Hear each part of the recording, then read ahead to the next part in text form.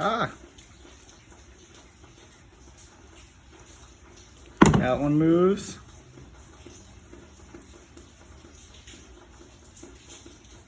That one moves.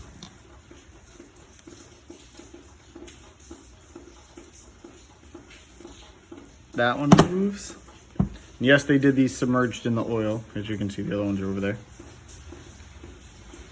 That one moves just a little bit. That one moves. That's 5 bad lifters from the look of it.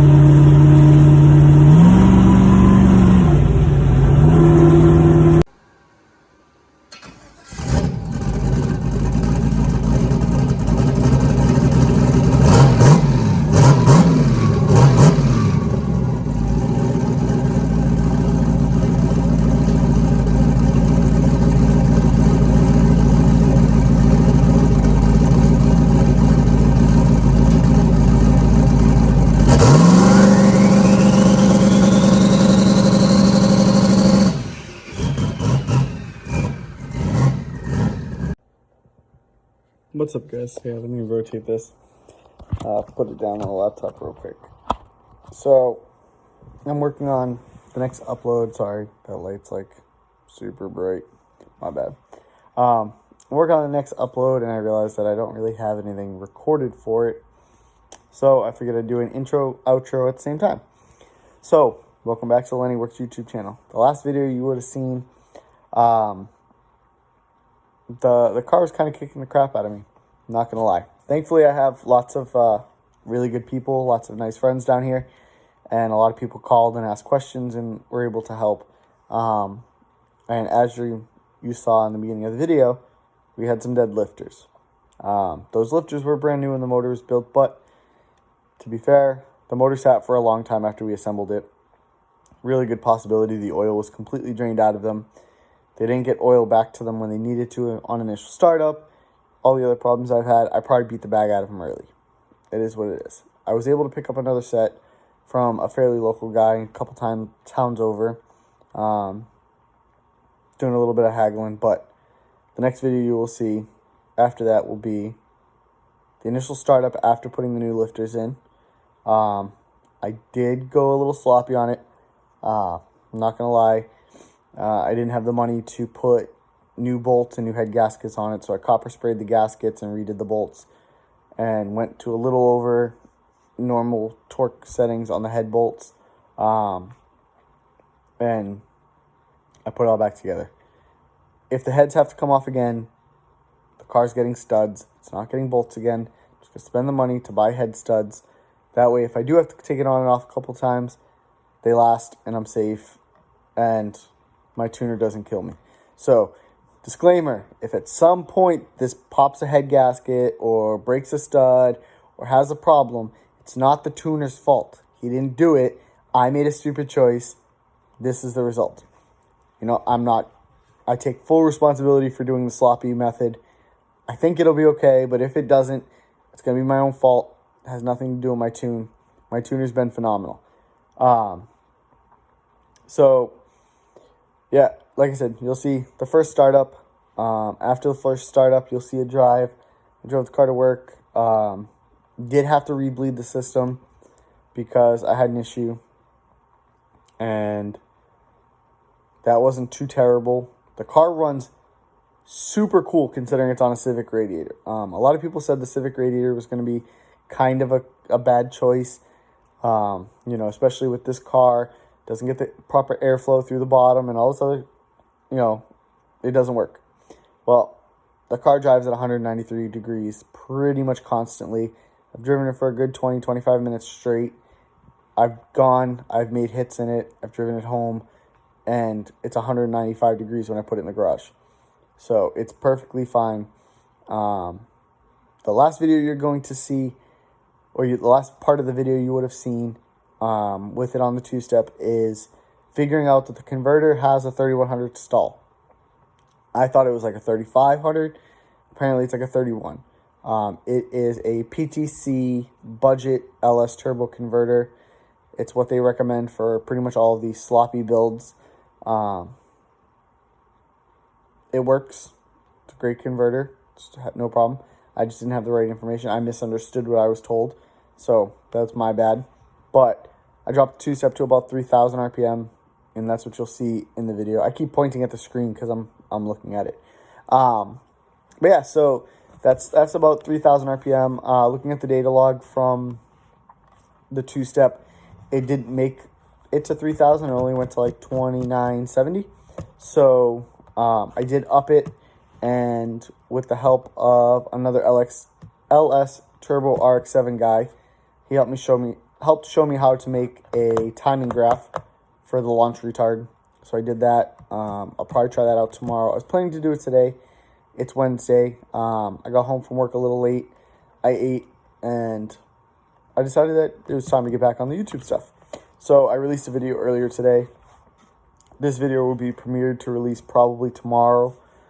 Just that way I'm not stacking videos on top of each other.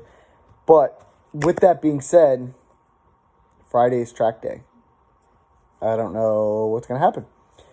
I can tell you that, again, with the same person that helped me build my launch table, Andrew, huge shout out.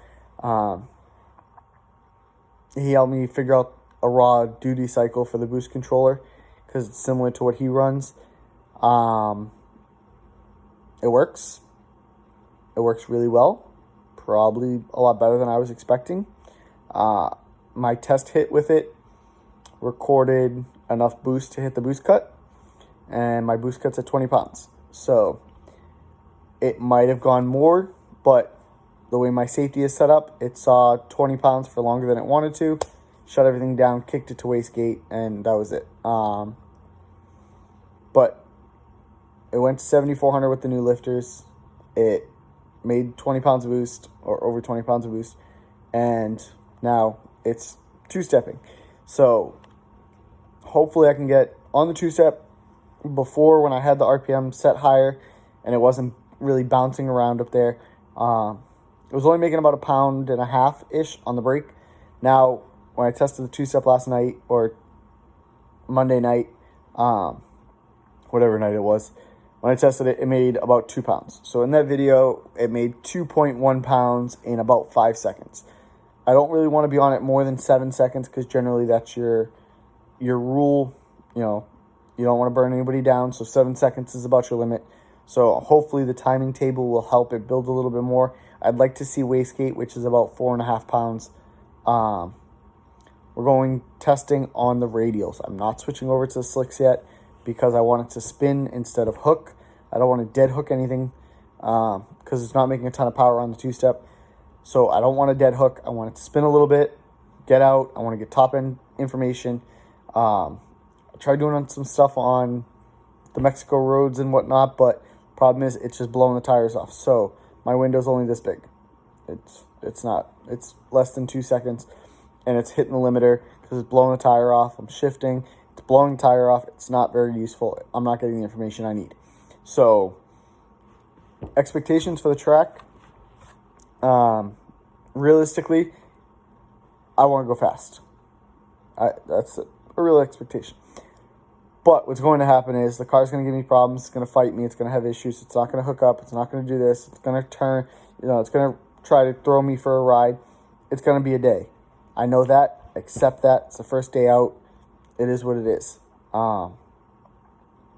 If that's the case, but it leaves and it's spinning the tire like I think it should on a set of pretty beat radials, then what's going to happen is we'll put the slicks on it and we'll go back next Friday, possibly next Wednesday maybe, and we'll hit it again with the slicks.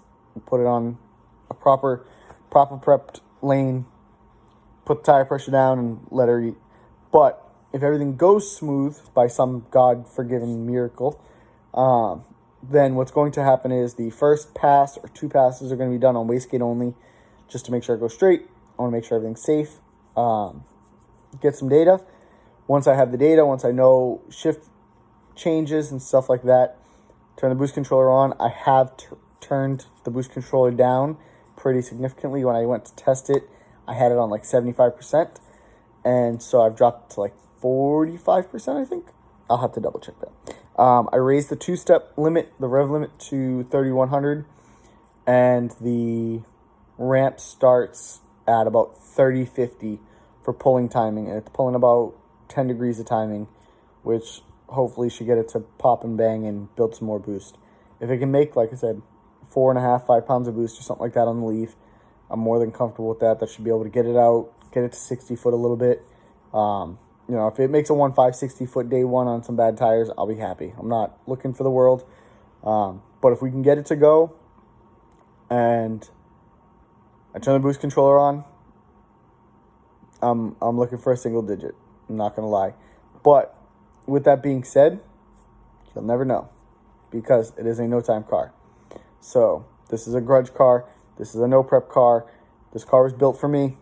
It's going to get a tag. It's going to get a title. You know, it's going to be a street car, and it's going to be a weekend warrior car. It is not for Joe Schmo Kingdom. Like, I'm not here. I'm not trying to have the fastest LSRX-7. I'm not trying to have the fastest first gen. None of that. I don't care. It's for me. I built this car for me, and that's all I care about. So I will know from my own personal standing. My guys will know. You know, my small group. Other than that, it doesn't matter. You want to sit next to it, sit next to it. If I think it's a good run, we'll run it. If I think you're trying to be a bully, I'm going to call you on your bullshit. You know, it is what it is. But other than that, that's it. We're going to go. So like I said, today's Wednesday. Tomorrow night is final prep. We'll get the car ready. I already rotated it in the garage, make sure it's ready to load. I scheduled for the U-Haul to be picked up at lunchtime on Friday. So I'm going to go from work to U-Haul, which is right around the corner. Grab the trailer. From there, I'm going to go back to work, finish work, go home, load up. I have all my safety gear. Not taking any risks. I am going in full safety gear. I have all my fire retardant, everything. My helmet, all that stuff. So, yeah, we'll see. But idea is to be at the track for 5:30 Friday night. There will be some video. Car will be listed as a no-time Pro Tree car. So don't expect to see anything on the board unless they screw up at the track. Cars should not light up the boards. Other than that, that's it. This is where we're at. We fought.